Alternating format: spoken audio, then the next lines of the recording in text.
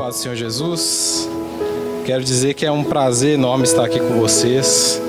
Já tem um tempo aí, né, que eu estou prometendo para o pastor Edgar fazer essa visita, né, desde o ano passado aí praticamente. E quero dizer que me sinto honrado em estar aqui com vocês para dar continuidade a esse estudo, nessa exposição da Carta aos Gálatas. Pastor Edgar, muito querido, eu venho acompanhado hoje da minha esposa Raquel, ossos dos meus ossos, minha costela, carne da minha carne. E é um prazer enorme, viu, irmãos? Creio que muita gente aí deve estar cansado do trabalho, quarta-feira, muita gente vindo direto do trabalho, mas Deus dá graça, irmãos. Deus é que sustenta.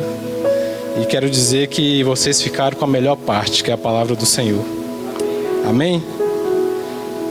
Vamos dar início aqui à exposição. Gálatas, abram comigo, irmãos, a palavra do Senhor, lá em Gálatas, capítulo 2. Gálatas 2, versículo do 1 ao 10.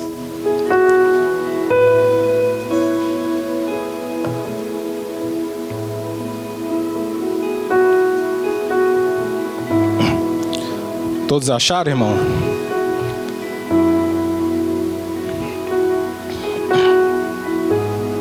Gálatas 2, do 1 ao 10. Vou começar aqui a leitura para dar continuidade. 14 anos depois, subi novamente a Jerusalém, dessa vez com Barnabé, levando também Tito comigo. Fui para lá por causa de uma revelação e expus diante deles o evangelho que prego entre gentios, fazendo, porém, em particular aos que pareciam mais influentes, para não correr ou ter corrido em vão. Mas nem mesmo Tito, que estava comigo, foi obrigado a circuncidar-se, apesar de ser grego. E essa questão foi levantada porque alguns falsos irmãos infiltraram-se em nosso meio para espionar a liberdade que temos em Cristo Jesus, para nos reduzir à escravidão. Verso 5. Não nos submetemos a eles, nem por um instante, para que a verdade do Evangelho permanecesse com vocês. Quanto aos que pareciam influentes, o que eram então não faz diferença para mim. Deus não julga pela aparência. Tais homens influentes não me acrescentaram nada. Ao contrário, reconheceram que a mim havia sido confiada a pregação do Evangelho aos incircuncisos, assim como a Pedro aos circuncisos. Pois Deus que operou por meio de Pedro como apóstolo aos circuncisos, também operou por meu intermédio para com os gentios. Reconhecendo a graça que me fora concedida, Tiago, Pedro e João, tidos como colunas, estenderam a mão direita a mim e a Barnabé, em sinal de comunhão. Eles concordaram em que devíamos nos dirigir aos gentios e eles aos circuncisos. Somente pediram que nos lembrássemos dos pobres, o que me esforcei por fazer. Amém, irmãos? Dando continuidade aqui, começando pelo capítulo 2, a carta de Gálatas, né, como já foi até falado aqui anteriormente, ela é considerada como a carta da liberdade cristã, né? Paulo aqui ele escreve o que é considerado um dos maiores tratados teológicos da doutrina da justificação pela fé. A graça, né, a salvação pela graça. E por volta ali do ano 33 a 35, Paulo faz a sua primeira viagem missionária, ali com Barnabé na região da Galácia. E ali eles pregam o evangelho, eles consolidam, eles plantam algumas igrejas ali. E então, algum tempo depois, ele retorna para Antioquia. Só que nesse retorno, começa a acontecer algumas coisas. Nesse retorno, alguns falsos mestres infiltraram-se ali nas igrejas da Galácia, A Galácia, para quem não lembra, é aquela região composta pelas cidades de Listra, Derbe, Antioquia da Psídia e Icônio, na primeira viagem que Paulo faz ali com Barnabé, que está descrito em Atos 13. E ali infiltraram-se alguns irmãos, infiltraram-se alguns falsos mestres na Galácia e contaminou os irmãos gentios daquela igreja com um falso evangelho. E o propósito deles era perverter o evangelho da graça, porque Paulo pregava o evangelho da graça e eles estavam pervertendo esse evangelho que Paulo havia pregado ali na Galácia. Paulo então ele escreve uma carta aos Gálatas, uma carta de repreensão, uma carta feroz para denunciar os falsos ensinamentos desses falsos mestres.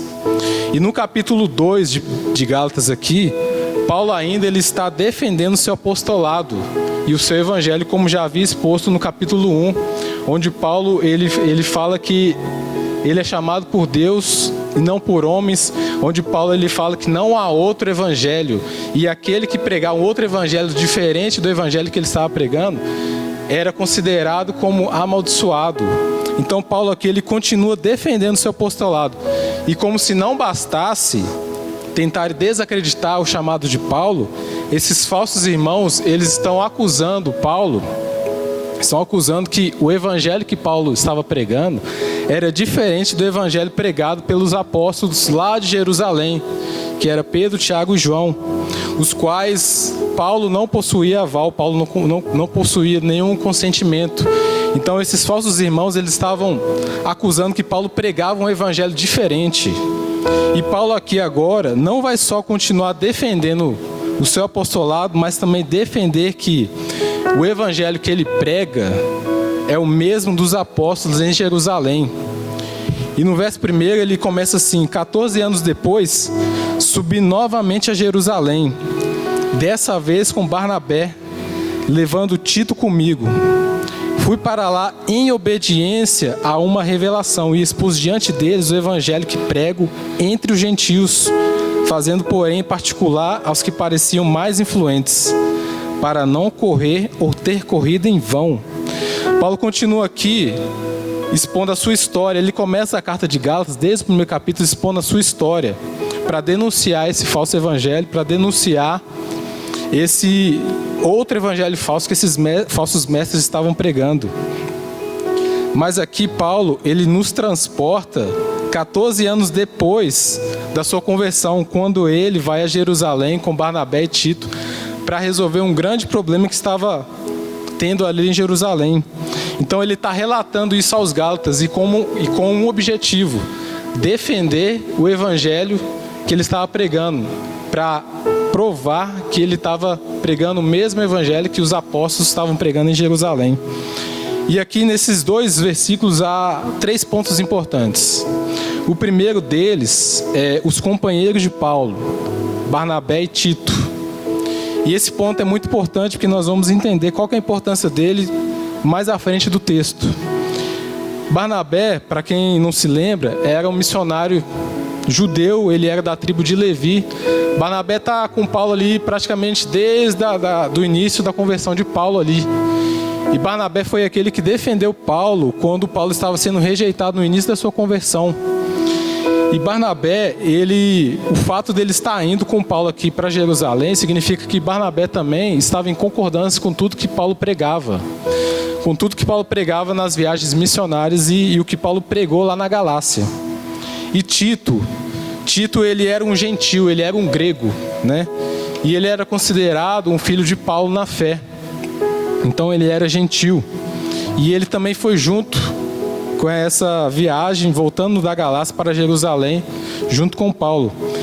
E Tito, ele era incircunciso. Ele era um cristão, ele era um gentil convertido ao cristianismo, que não passou pelo rito da circuncisão.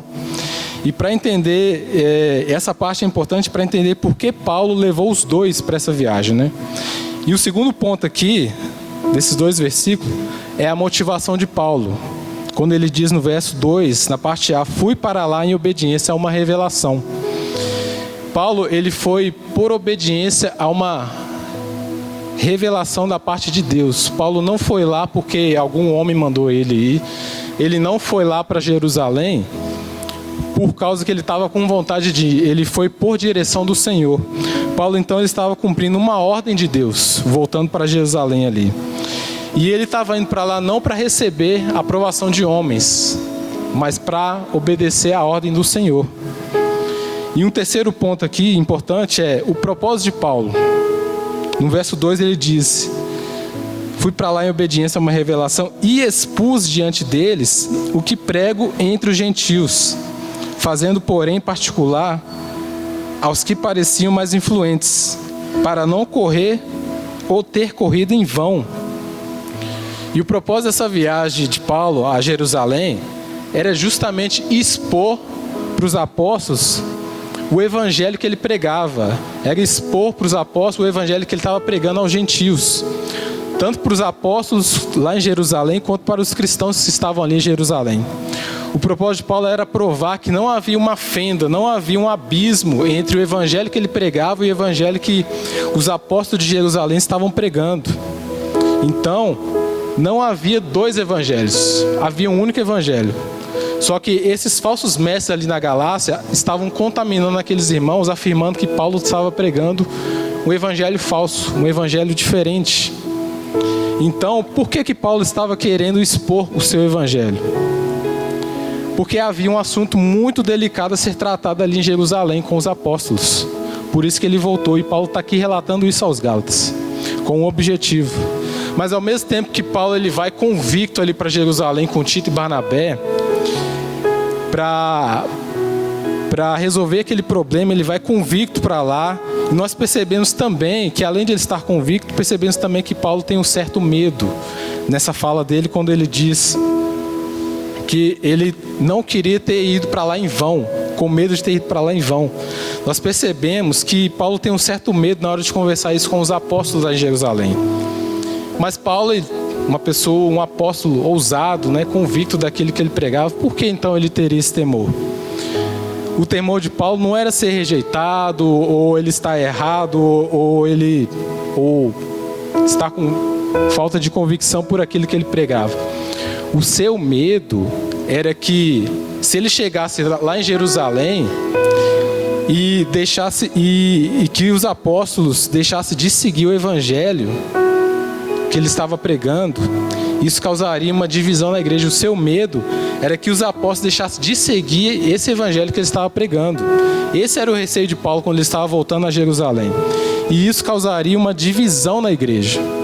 O medo de Paulo é que ele tivesse corrido em vão, porque aqueles falsos mestres estavam contaminando aquela igreja em Jerusalém, porque estavam dizendo que Paulo pregava um evangelho diferente dos outros apóstolos, que era um evangelho falso. E se os apóstolos lá de Jerusalém dissessem que o evangelho de Paulo era falso, era diferente, isso traria uma grande divisão naquela igreja, isso traria uma grande divisão na igreja de Cristo.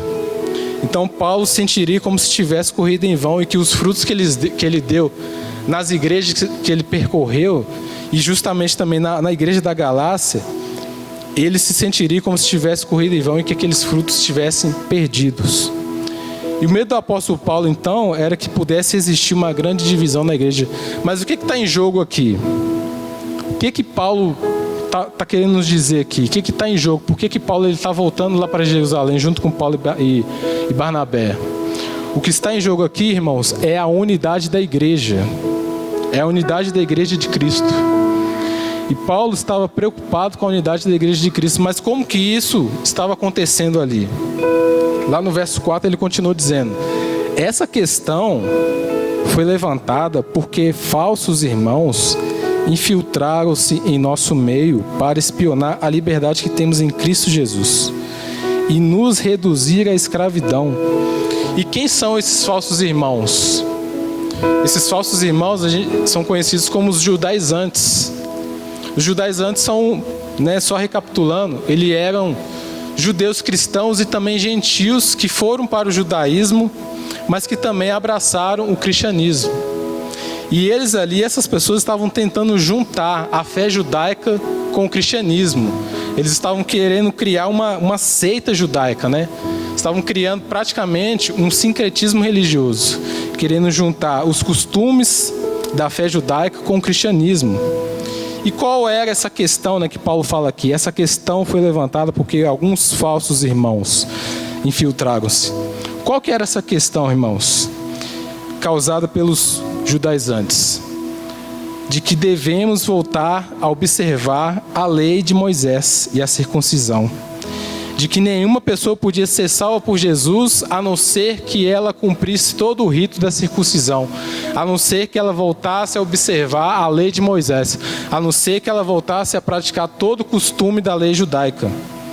Esta era a grande heresia que justificou o concílio de Jerusalém, que está descrito ali no capítulo 15 de Atos, onde esses judaizantes estavam se filtrando nas igrejas e estavam pregando para aqueles irmãos novos na fé que se vocês não circuncidarem, se vocês não cumprirem o rito da circuncisão, vocês não serão salvos.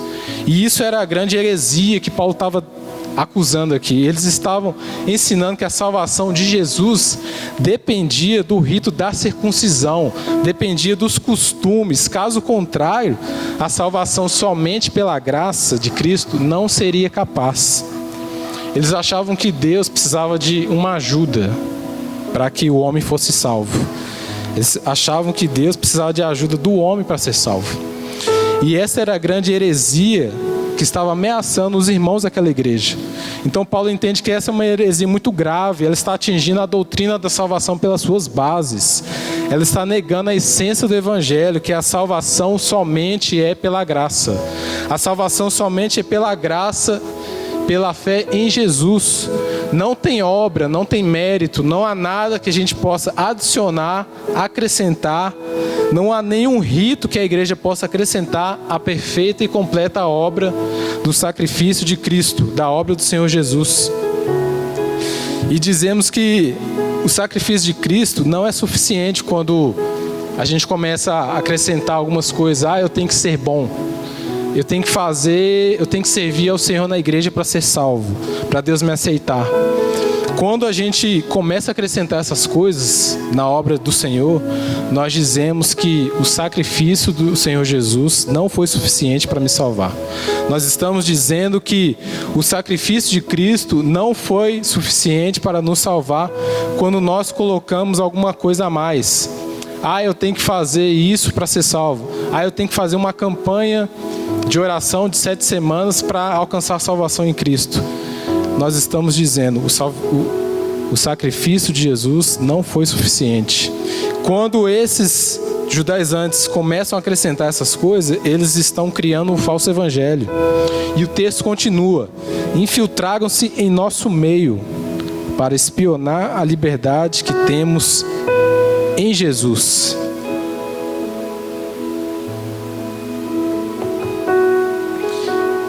E qual é essa liberdade, irmãos? Que liberdade é essa que Paulo está falando? Que os judaizantes estavam se filtrando no meio deles para espionar a liberdade que eles tinham em Cristo Jesus. A liberdade, irmãos, que somos salvos somente pela graça e não por obras da lei. Não há nada que o homem possa fazer para ser salvo, a não ser crer em Jesus Cristo como suficiente e único Salvador. Essa era a liberdade que aqueles irmãos, aqueles falsos irmãos, estavam se intrometendo ali na região da Galácia. E aqueles irmãos da Galácia haviam se contaminado com esse falso evangelho. E Paulo continua dizendo aqui: espionar a liberdade que temos em Cristo Jesus e nos reduzir à escravidão.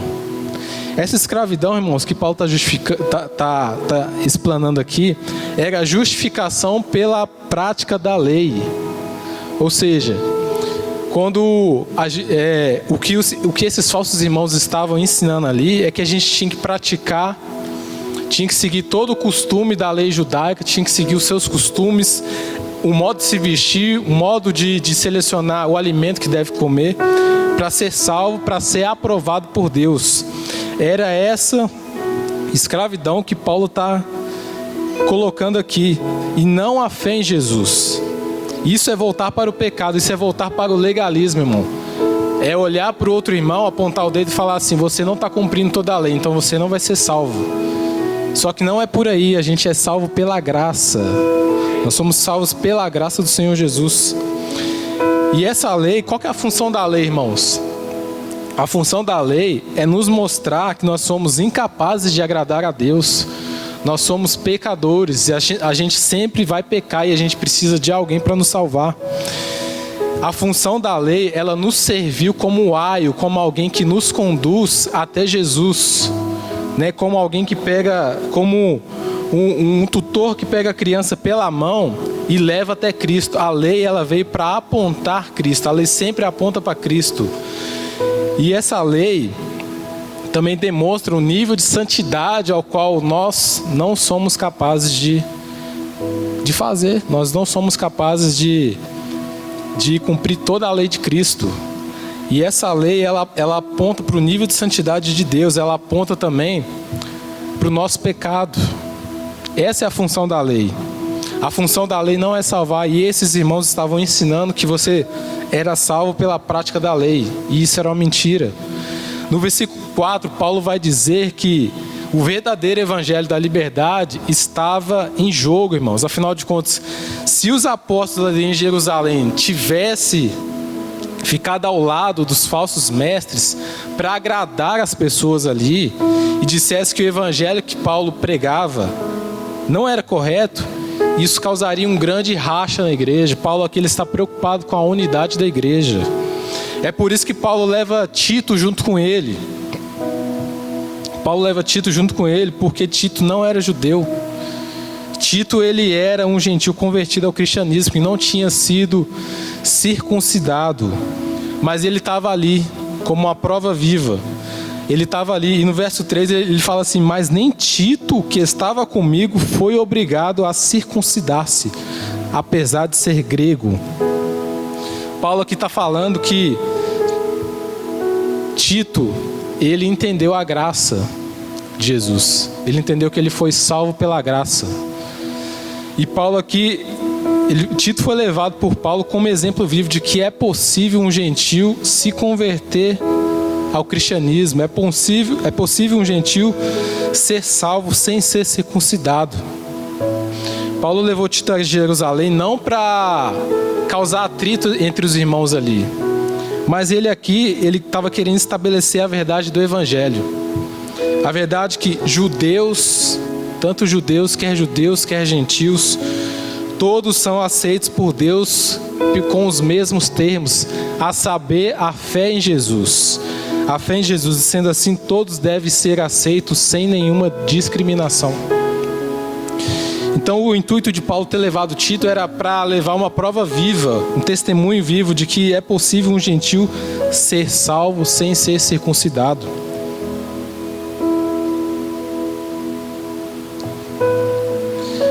Para que todos sejam aceitos pela igreja sem nenhuma discriminação. A igreja, irmãos, ela não pode se dividir por causa de diferenças culturais, raça, cor, nacionalidade. Isso não pode acontecer na igreja de Cristo. Porque o evangelho da graça, ela alcança todos. Seja gentil, seja aquele irmão lá do seu trabalho que não acredita, seja um ateu, seja um agnóstico, seja uma prostituta, o evangelho alcança todos. E será que nós estamos, né, eu trago uma pergunta aqui para mim, para vocês, será que nós estamos colocando barreiras para as pessoas se achegarem a Cristo? Nós estamos colocando barreiras para as pessoas entender que Jesus as recebe pela graça que Ele concede? Será que nós estamos ensinando um falso evangelho para as pessoas? Será que as pessoas lá fora, elas olham para nós e falam assim: eu não posso me achegar a Cristo porque eu não consigo ser certinho, eu não consigo sair do meu pecado? Será que nós temos colocado barreiras para as pessoas entender que Jesus é um Deus gracioso, é um Deus de graça? Será que nós estamos pregando que essas pessoas, elas são salvas pela graça, pela fé em Jesus, e que é Jesus que nos transforma? Será que também que nós vemos esses falsos mestres por aí, né? Esses falsos mestres que ensinam que você é o centro do coração de Jesus, que você é o ponto fraco de Jesus, que você é o tendão de Aquiles de Jesus. Será que nós vemos por aí alguns irmãos entendendo, aprendendo um falso evangelho de que Jesus me salvou pela graça, então eu posso pecar à vontade, porque a salvação é de graça, né? Então eu posso pecar à vontade. Será que a gente vê muito isso, né, irmãos? A gente vê um falso evangelho sendo pregado por aí. E isso tem dividido a igreja do Senhor, né? A gente vê também o discurso por aí, né, que Deus te ama e você pode ficar da mesma forma, né? Você pode continuar no seu pecado. Irmãos, era esse evangelho que estava sendo pregado ali. O evangelho ao qual eles estavam se apegando aos ritos. Eles estavam achando que eles seriam salvos por aquilo que eles faziam, as obras da carne, e não por aquilo que Deus fez, não por aquilo que Jesus fez ali na cruz. E Paulo, então, ele está aqui preocupado com a unidade da igreja, e é por isso que ele vai para Jerusalém com Barnabé e Tito, porque ali também os judaizantes estavam infiltrados ali naquele lugar. E Paulo foi resolver esses problemas junto com os dois. E no verso 5 ele continua dizendo aqui: mas nós não submetemos a eles, nem por um instante, para que a verdade do evangelho permanecesse com vocês. Irmãos, quando se trata da verdade do evangelho, Paulo ele era muito inflexível. Ele não cedia aos falsos ensinamentos, às perseguições. Paulo ele era absolutamente inflexível quando se tratava de defender o evangelho. E quando se trata, irmãos, quando se trata da verdade do evangelho, não podemos ceder uma vírgula. Nós temos que ser firmes. Temos que nos posicionar, negociar a verdade. Negociar a verdade do evangelho é cair na vala da apostasia, irmãos. E isso Paulo nos ensina aqui. Martinho Lutero, ele tem uma frase que ele diz assim: a paz, se possível, né? Se possível a gente vai ter paz, mas a verdade a todo custo. Nós não podemos negociar a verdade. Paulo nos ensina aqui que nós devemos nos posicionar. Se Paulo cedesse à pressão dos judaizantes ali para circuncidar Tito, ele estaria comprometendo a essência do evangelho. A própria liberdade cristã estaria sendo danificada. Isso seria voltar à escravidão da lei. Irmãos, João Batista, ele morreu decapitado.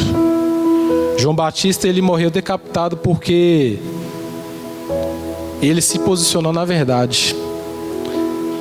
E se posicionar, irmãos, pode te custar alguma coisa. Será que nós estamos prontos para alguma situação em que a verdade do evangelho estará em jogo ali?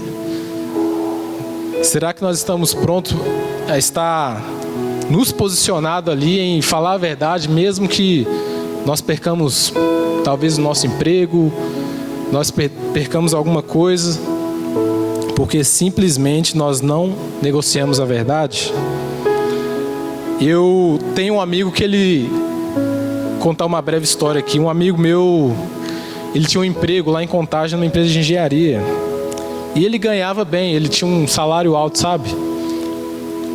E ali, certo dia, a alta cúpula da empresa, a diretoria, falou para ele fazer uma fraude no balanço da empresa, né? Mudar os números ali, colocar outros números no registro contábil da empresa, no balanço financeiro da empresa. E ele, sendo um cristão, né, um pai de família, ele sendo um cristão de verdade, ele escolheu não fazer. E no outro dia, irmãos, ele foi simplesmente demitido do emprego dele. Depois desse dia, ele nunca mais conseguiu arrumar um emprego com o mesmo salário que ele recebia lá. Nunca mais. Simplesmente porque ele se posicionou, irmãos. E será que nós estamos prontos? Será que nós estamos posicionados de verdade? A gente lembra daqueles irmãos na Síria, né, sendo perseguidos. pelo Evangelho e eles não se rendem. Eles entregam a vida por causa da verdade do Evangelho. E é justamente isso que Paulo está falando aqui. Nós não submetemos a eles nem por um instante, para que a verdade do Evangelho permanecesse com vocês. Continuando o texto aqui no verso 6, parte A. Quando aos que pareciam influentes, que eram então, não faz diferença para mim. Deus não julga pela aparência. Paulo aqui, ele não estava, irmãos, depreciando os apóstolos de Jerusalém, mas sim as reivindicações extravagantes e exclusivas que aqueles judaizantes estavam estabelecendo para aqueles apóstolos. Era como se esses falsos mestres diziam assim: Pedro, Tiago e João pregam um evangelho diferente de você. Eles estavam inventando uma mentira para contaminar aqueles irmãos ali. Em outras palavras, Paulo não questionava a dignidade dos apóstolos, e sim a vanglória absurda desses adversários. Verso 6, da parte A, da parte B, ele continua dizendo: tais homens influentes não me acrescentaram em nada. Paulo está declarando que o seu evangelho aqui, Paulo não está falando assim: esses irmãos, eles não edificam a minha vida. Paulo não está dizendo isso. Paulo está dizendo que quando ele chegou lá, esses irmãos não acrescentaram nada àquilo que ele pregava. Paulo chegou lá e expôs o evangelho, tanto publicamente quanto em forma particular ali, só com os apóstolos. E ele está dizendo aqui que o seu evangelho não precisava de revisão, não precisava de aprovação, nenhum acréscimo. O evangelho de Paulo não era diferente como aqueles irmãos judaizantes estavam insinuando ali. Paulo está pregando o mesmo evangelho que aqueles apóstolos estavam pregando ali. Paulo aqui está dizendo: olha, eu fui lá para Jerusalém e fui lá em obediência a uma revelação. Eu fui lá para expor o evangelho que eu pregava entre os gentios. E lá ele expôs o evangelho que ele pregava. Lá ele levou Tito como uma prova viva, um testemunho vivo de que um gentio não precisa circuncidar para ser salvo, que a graça do Senhor, que a graça em Jesus, ela basta. Então o evangelho que Paulo estava pregando era o mesmo. Continuando o texto no verso 7. Pelo contrário, reconheceram a mim que havia sido confiado a pregação do evangelho aos incircuncisos, assim como a Pedro aos circuncisos. E aqui talvez seja o ponto de virada, irmãos. Aqui é um dos pontos mais altos do texto, porque aqui nós percebemos que a partir desse ponto em diante, que nós percebemos a união da igreja. Nós percebemos que a verdade que o evangelho, a verdade que Paulo pregava, que era o evangelho puro, simples e verdadeiro, era o mesmo evangelho que aqueles apóstolos estavam pregando. E ele diz: pelo contrário, ele está falando na carta dele, pelo contrário, eles reconheceram a mim que havia sido confiada a pregação do evangelho aos incircuncisos. Paulo então passa da defesa do seu evangelho ao alcance do seu ministério. Deus lhe deu a graça para pregar aos gentios, assim como deu a graça para Pedro, Tiago e João para pregar aos judeus. Então, irmãos, Paulo está dizendo aqui que ele foi escolhido por Deus para pregar aos incircuncisos, aos gentios. E ele está afirmando aqui também que Pedro, Tiago e João, eles foram separados por Deus para pregar o evangelho aos judeus, aos circuncisos. E no verso 8 ele continua dizendo: pois Deus que operou por meio de Pedro como apóstolo aos gentios, como apóstolo aos circuncisos, também operou por meu intermédio para com os gentios. E aqui nós temos a seguinte compreensão: o ministério de Paulo era capacitação divina, não era um treinamento. Quem estava capacitando Paulo era o Senhor. E o Senhor não apenas conduziu Paulo aos gentios, mas capacitou de forma eficaz para esse trabalho. Paulo, ele foi escolhido por Deus para pregar aos gentios. E esses irmãos judaizantes, eles estavam ali tentando perverter o evangelho da graça que Paulo estava pregando àqueles irmãos da Galácia. Deus, ele preparou Paulo para pregar o evangelho aos gentios. E da mesma forma ele fez com Pedro, em relação aos judeus. E o chamado, ele vem de Deus, irmãos. Ele não vem da gente, ele vem de Deus. E assim como o poder e a capacitação também vem de Deus para exercer o ministério. Paulo não é apóstolo por vontade própria. E nem exerce o apostolado com poder próprio. Tanto a sua vocação, quanto o poder que é atuado através da vida dele, vem somente de Deus. Ou seja, irmãos, Deus é quem capacita. Se Deus, ele te chama, é Ele que te capacita. Quando Deus te chama, e é Ele que se encarrega de capacitar você. Então Paulo está dizendo aqui, ó, não sou eu que vivo, né, mas Cristo vive em mim, né? Então não são as nossas mãos, né? Não é as nossas mãos que vai transformar a vida de alguém, mas é aquilo que Deus faz através das nossas vidas, com a pregação do Evangelho. Então é Deus que capacita, irmãos. Deus, ele escolheu Paulo para pregar entre os gentios, e aqui a gente vê a distinção de ministérios, né? Enquanto Pedro, ele estava, aqueles apóstolos de Jerusalém, foi separado para pregar o Evangelho aos judeus, Pedro também, ele foi separado para pregar o Evangelho aos gentios. No verso 9 ele continua dizendo: reconhecendo a graça que me fora concedida, Tiago, Pedro e João, tidos como colunas, estenderam a mão direita a mim e a Barnabé, em sinal de comunhão. Eles concordaram em que devíamos nos dirigir aos gentios e aos circuncisos.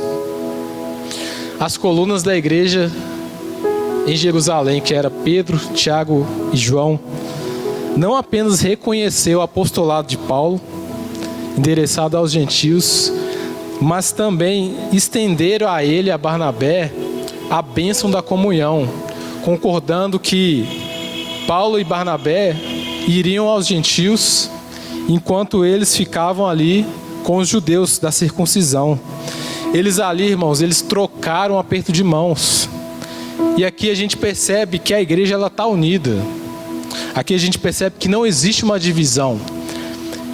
E essa divisão é justamente a divisão que aqueles irmãos judaizantes, aqueles falsos irmãos, eles estavam querendo causar. Eles estavam acusando que Paulo estava pregando um evangelho diferente daqueles apóstolos. E é por isso que Paulo vai ali a Jerusalém, para expor esse evangelho, para mostrar, olha aqui, ó, vamos ver se a gente prega a mesma coisa. E foi isso que aconteceu ali.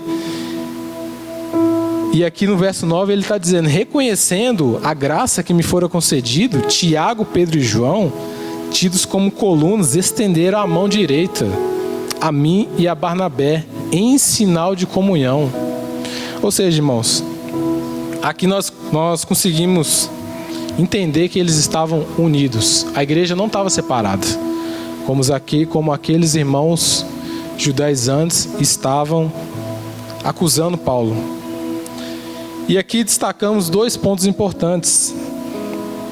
A liderança da igreja está unida em torno do único evangelho. Não existe dois evangelhos. E Paulo fala lá no primeiro capítulo: não há outro evangelho. E aquele que pregar um evangelho diferente desse, que seja amaldiçoado. E era exatamente isso que os judaizantes estavam fazendo ali. Eles estavam pregando um falso evangelho. O evangelho em que você deveria voltar a observar as práticas da lei, voltar a observar as leis de Moisés. Um evangelho de que você tinha que fazer alguma coisa para ser salvo. Um evangelho que você tinha que voltar a cumprir os costumes do judaísmo para ser salvo, a voltar a comer só comidas específicas para ser salvo. Era essa mentira, esse falso evangelho que aqueles falsos irmãos estavam pregando ali. E aqui destacamos esse ponto importante, que eles estavam unidos em torno de um único evangelho. As colunas de Jerusalém, que era Pedro, Tiago e João, eles não excluíram Paulo e Barnabé. E aqui a gente vê que as tramóias dos judaizantes estavam derrotadas, os apóstolos não estão divididos. Pelo contrário, estão unidos de mãos dadas pelo único evangelho. Só há um evangelho, irmãos, a saber, Cristo Jesus crucificado, que morreu por nós para nos salvar. E que quer entre os gentios, quer entre os judeus. Era esse evangelho que estava sendo pregado ali entre os apóstolos. Jesus ele fala lá em Mateus 12 que todo reino dividido contra si mesmo será arruinado, e toda cidade ou casa dividida contra si mesmo não subsistirá. Irmãos, a gente vê hoje em dia algumas igrejas desunidas, né? Igrejas que deveriam estar somando forças para pregar o evangelho, para alcançar as pessoas. Nós vemos igrejas desunidas, irmãos. A gente vê igrejas se multiplicando, não porque aquela igreja está crescendo, e não para expandir o reino de Deus, mas a gente vê igrejas multiplicando por causa de rixas. E aqui a gente percebe o quão importante é a igreja estar unida, porque esses apóstolos estavam unidos. Não havia um evangelho, não havia dois evangelhos, havia um único evangelho verdadeiro. E a gente vê por aí igrejas, várias igrejas sendo abertas porque simplesmente um pastor brigou com o outro e o outro foi lá e abriu outra igreja. E a gente vê também que existem igrejas que trazem ensinamentos, falsos ensinamentos, que acaba dividindo a igreja e acaba trazendo uma compreensão errada da salvação. E isso impõe um peso sobre as pessoas, impõe um peso de que elas têm que ser perfeitas para ser salvos. E não é por aí. Nós entendemos que o evangelho é pela graça, a salvação é pela graça. Nós entendemos que a obra já foi feita por Jesus. E nós vemos também algumas igrejas, irmãos, que existem ensinamentos diferentes dentro da própria igreja. Um pastor ensina uma coisa e outro ensina outra, e isso vai causando uma divisão dentro da igreja. Então, o que Paulo está defendendo aqui nessa carta, irmãos, é a união, é a unidade da igreja. Ele está defendendo aqui, ele está falando assim: olha, irmãos Gálatas, nós pregamos o mesmo evangelho. Eu fui para Jerusalém e expus o evangelho que eu pregava entre os gentios aos apóstolos de Jerusalém. E nós pregamos um único evangelho. E aquele que prega um outro evangelho, que seja considerado anátema, amaldiçoado. Paulo diz, ainda que um anjo venha e pregue um evangelho diferente desse, que ele seja amaldiçoado. E o que a gente vê são igrejas sendo rachadas ao meio por causa de ensinamentos diferentes, por causa de rixas. Não existe unidade fora da verdade. Não existe unidade, irmãos, quando a verdade ela é sacrificada. Não existe. Existe divisão. E a gente vê por aí igrejas, pastores plantando novas igrejas por não querer preservar o verdadeiro evangelho da unidade. E a falta de unidade, ela traz divisão, irmãos. Ela traz divisão. E um outro ponto importante é a liderança da igreja. Um outro ponto importante que a gente vê nesse versículo é a liderança da igreja reconhece a diferença de ministérios.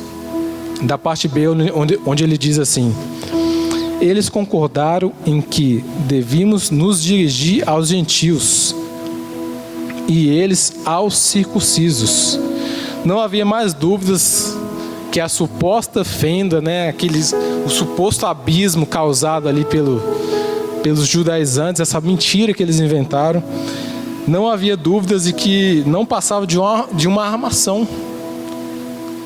Era uma mentira, porque os apóstolos estavam unidos. E aqui a gente percebe a liderança da igreja e a diferença dos ministérios.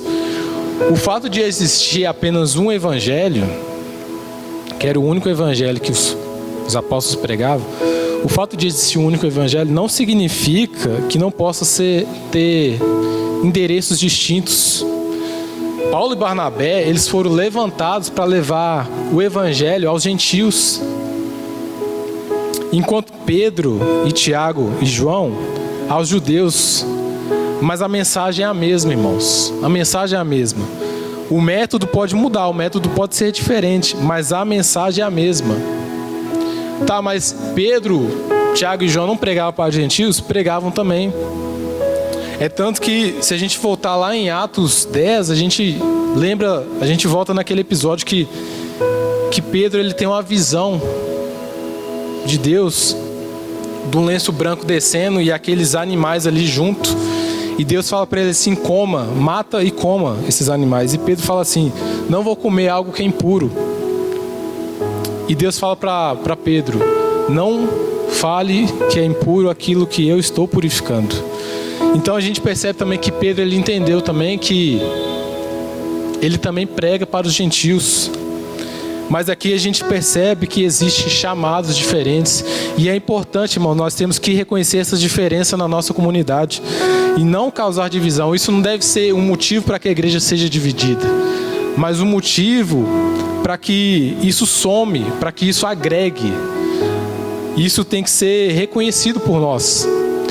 A gente tem que reconhecer que existem igrejas que elas estão estrategicamente posicionadas. Deus vai usar aquela igreja para alcançar um público que talvez a Lagoinha Ribeiro de Abreu não vai conseguir alcançar. E Deus também, ele usa a Lagoinha Ribeiro de Abreu para alcançar pessoas que outras igrejas não vão conseguir. Então nós temos que reconhecer, irmão, essas diferenças em nossa comunidade. Que essas diferenças, elas não sejam motivo de divisão, mas que sejam motivo para somar. E também algo que é importante é a contextualização, irmãos. Nós devemos nos contextualizar. Nós devemos conversar com as pessoas lá fora. O evangelho, ele alcança todos. E nós devemos entender, nós devemos alcançar pessoas, seja crianças, seja adultos, seja os mais velhos, seja prostitutas, seja o ímpio, seja o ateu, seja o agnóstico. Nós devemos nos contextualizar no lugar ao qual nós estamos inseridos, irmãos. Então existem chamados diferentes. E aqui nós aprendemos isso, que além de existir chamados diferentes, não significa que não pode ter endereçamentos diferentes. O evangelho é o mesmo, irmãos, mas ele tem endereços diferentes. E aqui Paulo, ele nos ensina isso, que ele foi chamado para os gentios, e Pedro, Tiago e João para os judeus. E no verso 10 ele termina dizendo: somente pediram que nos lembrássemos dos pobres, o que me esforcei por fazer, o cuidado aos pobres. É tão interessante que depois de toda essa reunião ali em Jerusalém, ao qual Paulo foi lá com Tito e Barnabé para expor o evangelho que ele pregava entre os gentios, e ali provando que o evangelho que ele prega é o mesmo que os apóstolos ali em Jerusalém estavam pregando. Os apóstolos ali, eles fazem um único pedido, uma única exigência aos apóstolos, a Barnabé e Paulo. Eles pedem que eles cuidem dos pobres. Somente pediram que nos lembrássemos dos pobres, o que me esforcei por fazer. Ou seja, essa era a única exigência. Eles ali de mão dadas, os colunas da igreja ali de Jerusalém, eles falam para Paulo e Barnabé: não se esqueçam dos pobres.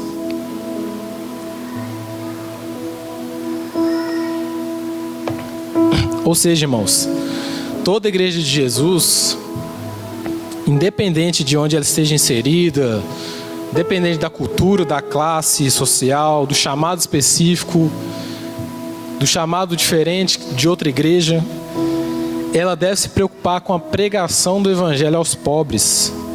Ela deve se preocupar, ela deve se envolver com as pessoas necessitadas. E aqui nós aprendemos também que não há conflitos, né? Não há conflito entre fé e obras. A fé, ela anda junto com as obras. Tiago vai dizer lá na carta que a fé sem obras, ela é morta. É uma fé morta. A fé sem obras, ela é morta. A gente entende que a salvação é somente pela fé, independentemente das obras. Mas a fé salvadora, ela não vem sozinha. Ela produz obras. É diferente ali dos judaizantes que pregavam que você tinha que fazer alguma coisa para ser aceito por Deus. Você tinha que voltar às obras para ser aceito por Deus. Aqui é diferente, irmãos. Aqui nós aprendemos que a fé ela anda junto com as obras, mas a primazia, o que vem primeiro é a fé. Ou seja, aqueles judaizantes, enquanto eles acreditavam que eles tinham que fazer alguma coisa para ser salvo, né, para ser aprovado por Deus, eles estavam anulando a suficiência do sacrifício de Cristo. Aqui nós entendemos que a fé, ela gera obras. Ou seja, a partir do momento que nós fomos alcançados por Cristo, nós entendemos que essa salvação ela gera frutos. Nós entendemos que não há conflito entre fé e obras. Quando você faz caridade para ser salvo, né, que a gente vê muitas pessoas, né, por aí fora, e às vezes as pessoas nem são cristãs, mas elas acreditam em Deus, né? E elas acreditam que fazer boas obras as levará para os céus. E não é por aí. Quando você faz caridade para ser salvo, na verdade você não está pensando no outro. Você está pensando em si mesmo, porque você está fazendo aquilo achando que vai ser salvo. Você está fazendo isso para ter um lugar lá no céu. Isso não é a fé, isso não é a obra que nós aprendemos lá em Tiago, que a fé sem obras é morta. A fé, ela é a raiz, as obras é os frutos. A fé é a causa, as obras é a consequência. Ou seja, irmãos, uma vez que nós fomos salvos por Cristo, qual que é a nossa resposta em gratidão ao Senhor? É nos entregar a Ele, é servir ao Senhor, é estar envolvido com as pessoas, é chegar aqui na igreja e servir o nosso irmão, é chegar aqui na igreja, ouvir a pregação, a exposição da palavra. Isso são os frutos, isso é consequência, irmão. Consequência. Não são essas obras que nos salvam, mas essas obras elas são consequências da gratidão que nós temos ao Senhor, porque nós somos alcançados por Cristo. E nós somos salvos pelas obras, nós não somos salvos pelas obras, mas para as obras. É diferente. Nós não fazemos as obras para ser salvos, mas nós somos salvos pelas obras, para as obras. Em outras palavras, irmãos, nós somos salvos por Jesus Cristo, para a glória de Deus. Nós somos criados, imagem e semelhança de Deus, conforme a semelhança de Cristo, para glorificar a Deus. Nós somos salvos para as obras e não pelas obras, é diferente. Ou seja, nós somos salvos para a glória de Deus. O mesmo evangelho que liberta do pecado, ele também assiste os necessitados. Quando nós somos alcançados pela obra, pela salvação em Cristo, nós entendemos, cara, eu recebi o pão, eu recebi a salvação. Qual que é o meu dever agora? Levar essa mensagem para aqueles que ainda não foram alcançados. Isso é fazer a obra, isso é consequência daquilo que Cristo fez. Mas existe um outro ponto aqui importante: não há conflitos entre evangelização e ação social. E ele fala assim: o que também me esforcei por fazer. Não há conflito entre pregação do evangelho e o cuidado aos pobres. Paulo foi um homem que se afadigou na palavra, ele se entregou pelo evangelho. Paulo ele tinha ele pregou com um senso de urgência, irmãos. Tão grande, ele pregou com um senso de urgência, mas também com lágrimas, irmãos. E ao mesmo tempo que ele fazia isso, ele se esforçava para socorrer os irmãos. Ele se esforçava para socorrer os pobres, os necessitados. Um grande exemplo que a gente vê é quando Paulo, ele lá em Atos, né? Paulo ele volta 2 vezes para Jerusalém para levar ofertas aos necessitados. Paulo não deixava de pregar o evangelho, mas ele também ajudava os pobres, ele ajudava os necessitados. A evangelização sem ação social, ela gera uma falsa piedade, né? É muito bonito a gente falar do amor de Deus e tal, mas a gente ficar de braço cruzado, a gente não fazer nada. Essa evangelização sem ação social gera uma falsa piedade. Isso é uma falsa piedade. Mas também a ação social sem evangelização produz um assistencialismo humanitário. Ou seja, irmãos, as duas coisas elas caminham juntas. Não adianta você só ir lá levar o pão, se você não leva aquilo que traz salvação para a pessoa, que é a palavra de Cristo. Não adianta, irmão, porque isso não produz transformação na vida de alguém. Você entrega uma cesta básica para uma pessoa ali na rua, você só supriu uma necessidade física. Mas se você não leva a palavra, essa pessoa talvez ela nunca vai ser alcançada, talvez aquela era a oportunidade que você tinha de falar de algo além daquela cesta básica, que é algo que transforma qualquer pessoa, que é a verdade do evangelho. É a notícia de que Cristo veio para nos salvar, para nos redimir. Então, irmãos, a ação social sem evangelização, ela produz um assistencialismo humanista. Ela não produz salvação, não produz transformação. E quem produz transformação é o evangelho de arrependimento. Isso sim traz transformação. Mas uma coisa não anula a outra. Porque aqueles que recebem misericórdia tornam-se misericordiosos também para com os outros. Esse é o nosso papel, irmãos. E aqui, irmãos, nós vemos que Paulo ele conseguiu provar que a igreja ela está unida. Paulo conseguiu provar ali, expondo o evangelho que ele pregava entre os gentios, aos apóstolos, que era o único evangelho, não há outro evangelho.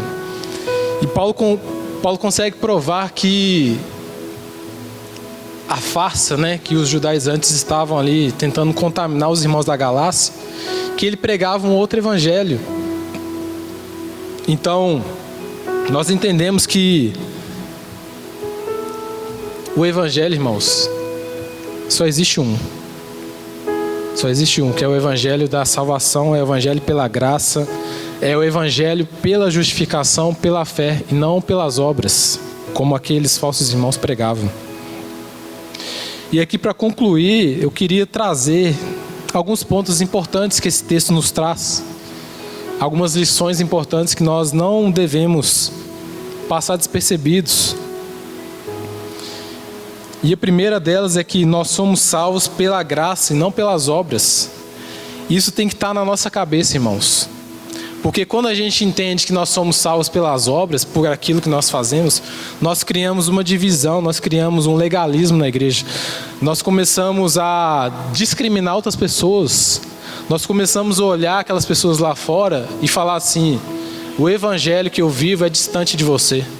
O evangelho que eu vivo não alcança você. E nós entendemos que a lei, os preceitos de Deus, eles devem ser obedecidos.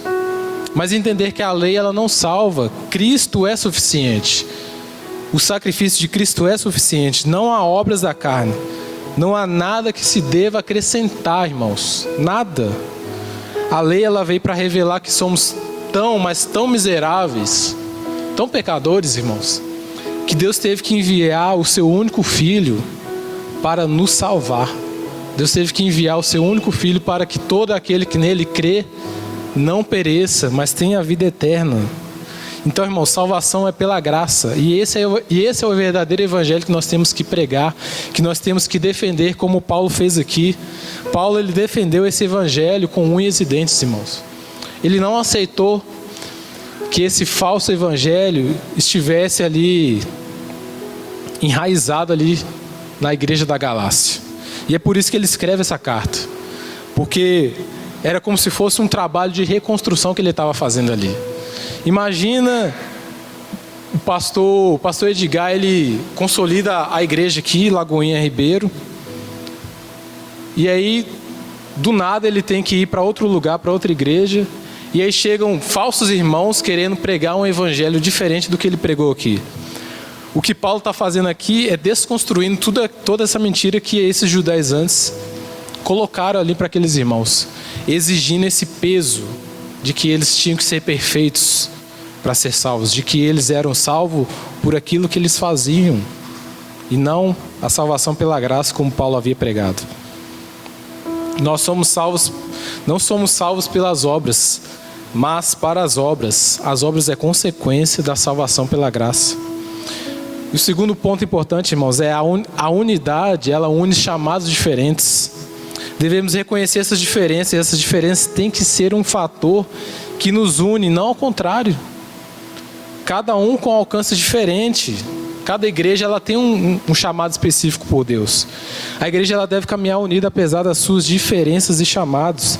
Temos que nos contextualizar também com as pessoas lá fora. Temos que dialogar com as pessoas lá fora. Temos que responder às perguntas que as pessoas lá fora estão fazendo.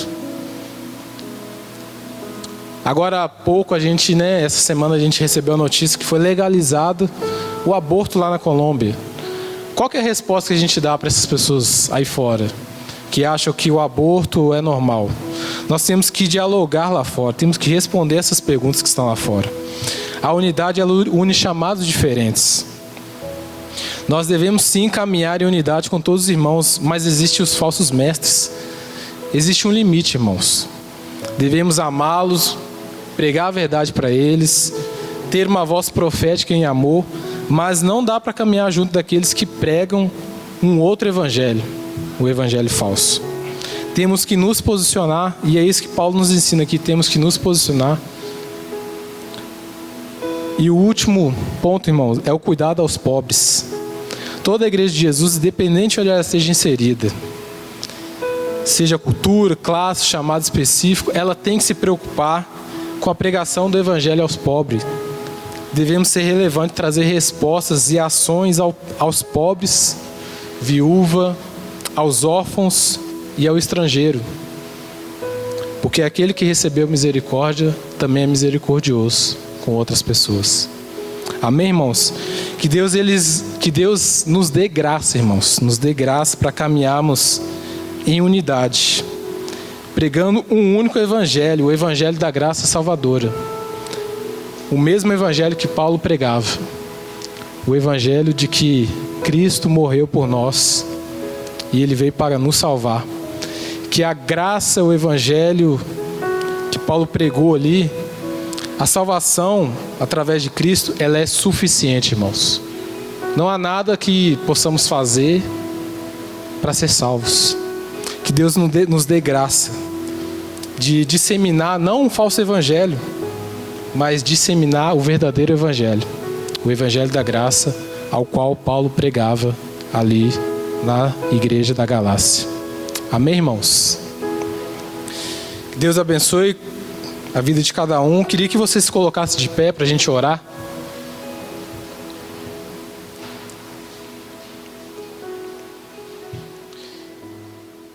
Feche seus olhos.